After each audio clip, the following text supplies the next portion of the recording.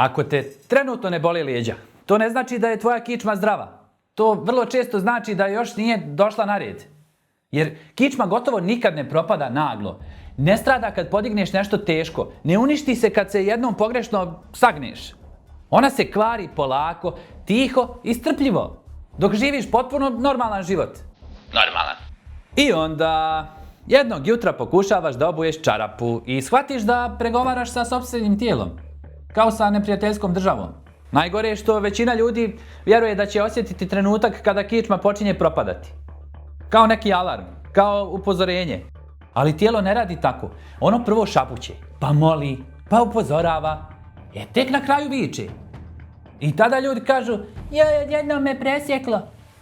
Ništa nije bilo odjednom.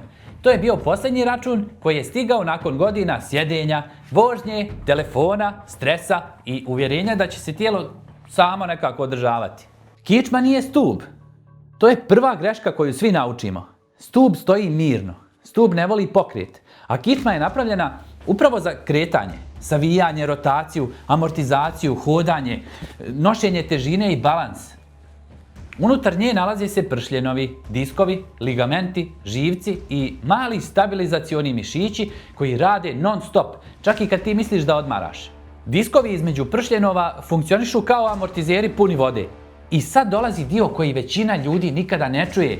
Disk nema krvne sudove, nema direktnu ishranu. On preživljava zahvaljujući pokretu. Kad se krećeš, disk se sabija i širi kao sunđer i tako prima hranljive materije. Kad sjediš dugo, disk praktično gladuje. Drugim riječima, način na koji se moderni čovjek odmara zapravo polako uništava njegovu kičmu.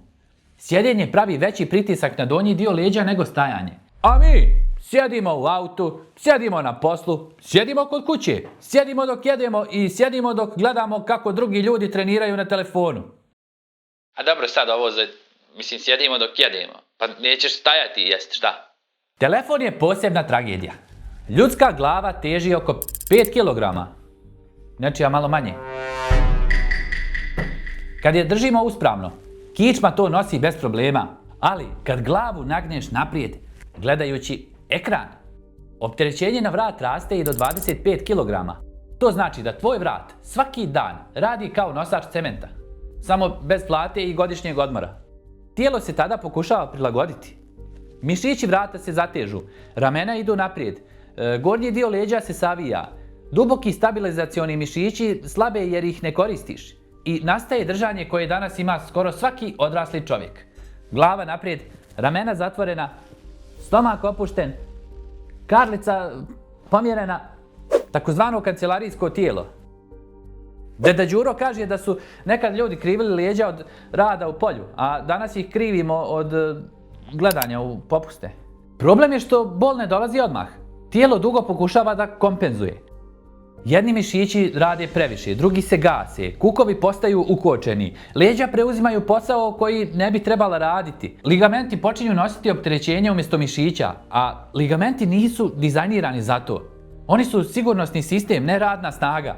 Zato ljudi često kažu da ih je presjeklo dok su radili nešto banalno, podigli kesu, ustali iz auta ili sagnuli se podaljinski. Istina je da taj pokret nije bio uzrok. Bio je samo trenutak kada je sistem konačno rekao dosta. Moja bivša je... Da, šta? Šta? Pa spomenjem u svakom videu. Moja bivša je mislila da simuliram bol u leđima dok nisam 3 minute pokušavao ustati sa kauča kao dokumentarac o ranjenoj foki. Najčešći problemi kičme uopšte nisu ozbiljne bolesti. To su funkcionalni poremećaj koji ima ogroman broj ljudi, hronična napetost vrata, bol u donjim leđima, ukočenost između lopatica, osjećaj zamora u leđima nakon sjedenja. Ljudi tada rade magnetnu rezonancu i dobiju nalaz pun strašnih riječi.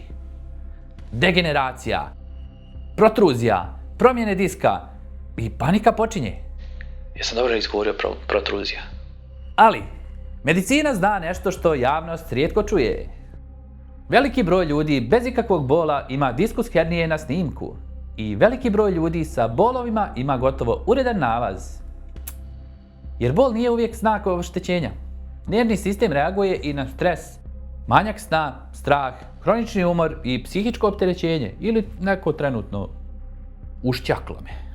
Tijelo podiže zaštitu čak i kada struktura nije ozbiljno oštećena. Kičma često boli jer pokušava da te zaštiti. Godine dodatno mijenjaju situaciju. Poslije 30. diskovi postepeno gube vodu. Elastičnost opada. Oporavak traje duže. Ako si proveo 20 godina bez ozbiljnog kretanja, a onda naglo odlučiš da treniraš kao profesionalni sportista, tijelo će reagovati. Ne zato što je slabo, nego zato što nije pripremljeno. I pričali smo o tome i u prošlom videu i sa Goranom smo razgovarali. Možeš prvo da ojačaš te stvari. Da ti kičma može dobro stajati. Baba uvijek kaže da tijelo pamti sve što si mu radio. I sve što nisi. Kičma ne mrzi pokret. Ona mrzi nagle odluke. Ne voli vikend heroje koji poslije 5 godina neaktivnosti odluče da pomjeraju namještaj ili dižu težine iz inata. Ona voli postepenost. Redovno hodanje, stabilnost, jaku zadnjicu. I snažne duboke mišiće stomaka koji rasterećuju leđa. Najveća ironija je što ljudi čekaju da bol prođe da bi se počeli kretati. A upravo ih nekretanje dovodi do bola. Kičma rijetko propada spektakularno. Ona se troši kroz hiljade običnih dana. Kroz svako dugo sjedenje, svako ignorisanje umora, svaki put kad kažeš da nemaš vremena za kretanje. I zato većina ljudi ne primijeti problem dok jednog dana ne shvati da ustajanje iz kreveta više nije automatska radnja, nego projekat koji zahtijeva planiranje. Tada svi kažu isto. Odjednom me uhvatilo. A istina je mnogo jednostavnija.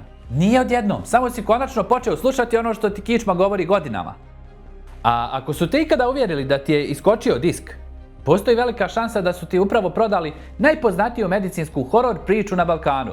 Jer disk ne iskače, nije kokica, nije dugme i ne može da ispadne napolje kao sapun pod tušem. Ono što ljudi nazivaju iskakanjem diska zapravo je proces koji traje godinama. Između svakog pršljena nalazi se disk. Elastična struktura sa čvrstim spoljnim prstenom i mekšim gelastim centrom. Dok si mlad, taj disk je pun vode, fleksibilan i otporan. Ali kako godine prolaze, posebno ako se malo krećeš, disk počinje gubiti hidrataciju. Postaje tvrđi, manje elastičan i podložniji sitnim pukotinama. Te mikropukotine nastaju polako, bez bola, bez drame i bez ikakvog spektakla. Prvo dolazi blago ispupčenje koje medicina zove izbočenje diska.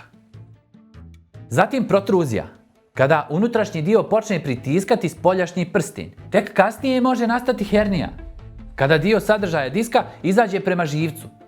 Drugim riječima, ono što ljudi osjete kao naglu katastrofu zapravo je završni čin procesa koji traje 5, 10 ili 15 godina.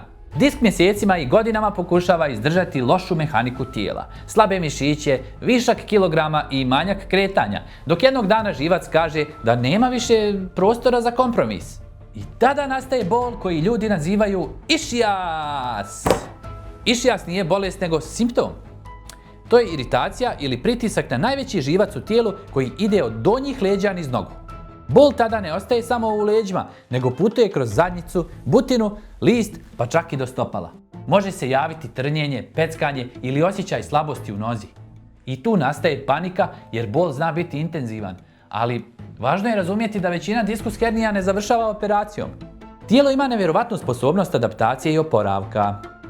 U velikom broju slučajeva hernija se vremenom smanjuje, upala splasne i živac ponovo dobije prostor. Problem nastaje kada ljudi urade najgoru moguću stvar. Potpuno mirovanje. Ležanje danima ili sedmicama dodatno slabi mišiće koji stabilizuju kičmu i produžava oporavak. Kičma ne voli dugotrajnu nepokretnost. Ona traži kontrolisano kretanje. Još jedan termin koji plaši ljude je degenerativna bolest diska. Zvuči kao presuda, ali u realnosti to je često normalan proces starenja. Gotovo svi ljudi poslije 40. imaju određen stepen degenerativnih promjena. Isto kao što imaju bore ili sjedu kosu. Nalaz na snimku ne znači automatski bolest niti invaliditet. Zatim dolazi spinalna stenoza. Stanje u kojem se prostor kroz koji prolaze živci postepeno sužava.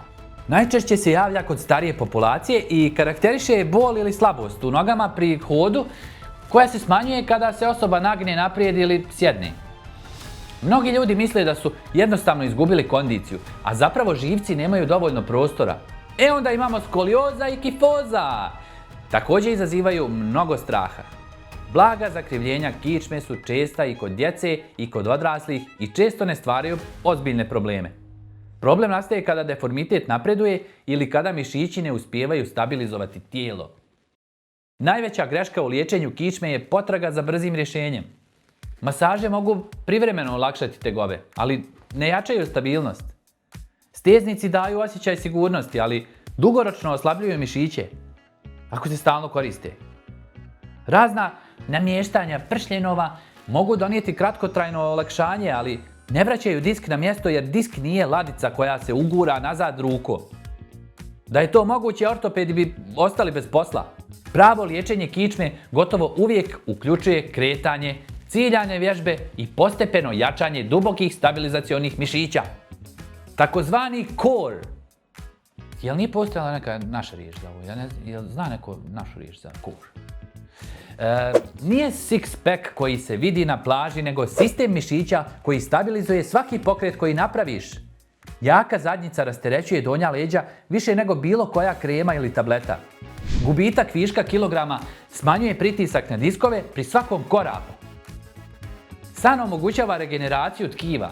Čak i psihološki stres igra ogromnu ulogu jer hronična napetost održava mišiće u zaštitnom grču. Operacija kičme potrebna je u relativno malom broju slučajeva. Postoje jasni alarmni simptomi. Progresivna slabost noge, gubitak kontrole mokrenja ili stolice, ozbiljan neurološki deficit. Tada je hirurška intervencija nužna i spašava funkciju živca. Ali većina bolova u leđima nikada ne dođe do te faze. Najvažnija prevencija je jednostavna i gotovo dosadna.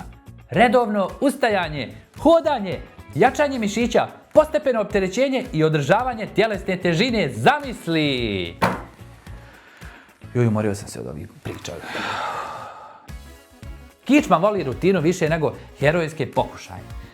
Deda Đuro, on je cijeli život nosio drva, ali nikad nije znao šta je diskus hernija. Hodao je svaki dan, savijao se pravilno i nikada nije sjedio 10 sati bez pomjeranja.